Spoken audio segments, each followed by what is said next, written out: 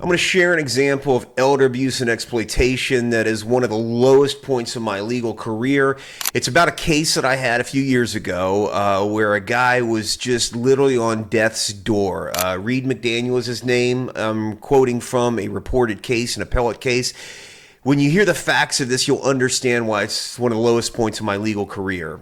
Reed was sick on death's door. He was suffering cancer and all kinds of other things. He was on heavy duty drugs. All this stuff is part of the transcript and the court record.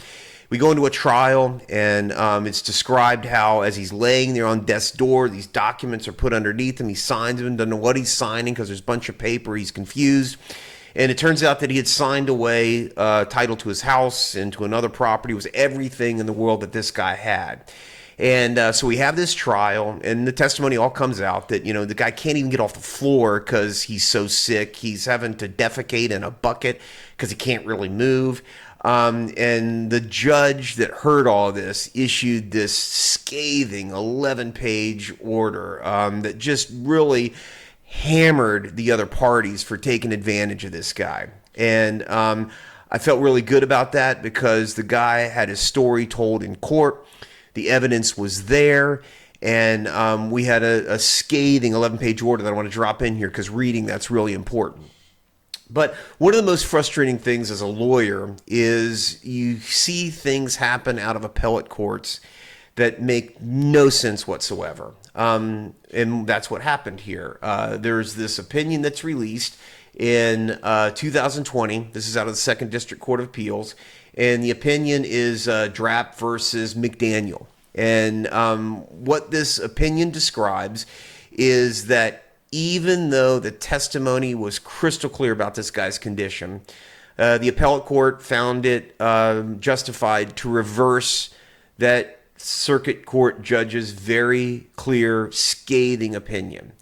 And again, one of the most frustrating things in my entire career to see how in the most horrendous condition that this guy was in, the appellate court decided that they would reverse and say that even though those deeds were signed and there were these horrendous conditions reported, the deeds were going to stand. So this guy lost everything. That is the warning out there to practitioners and to victims and to family members to read this case carefully, Draper versus McDaniel. The critical mistake that I made was that even though we had the specific count in there for elder abuse and exploitation, that was dropped as part of the trial. I'm convinced that if that count had been left in there, it would have given the trial court more power, more authority to do what the trial court ultimately did, which was to reverse the deeds. And if that count had been left in there, the appellate court could have looked at that and written something about elder abuse and exploitation that would serve as a landmark to other practitioners that experience this kind of thing going forward. But the practice point is this to lawyers and to people that see this.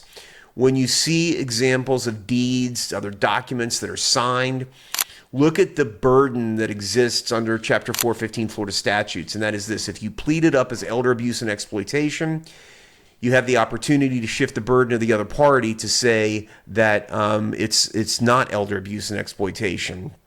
When that's done and when it's pled properly, gives the judge a whole lot more power to protect the victim of elder abuse and exploitation. And if it does go up on appeal, we could start to get some good opinions written on exactly what elder abuse and exploitation is. So take a look at this case. The link is dropped in there. Critically important to understand the dynamics of elder abuse and exploitation and how it can be brought into practice in a really practical way.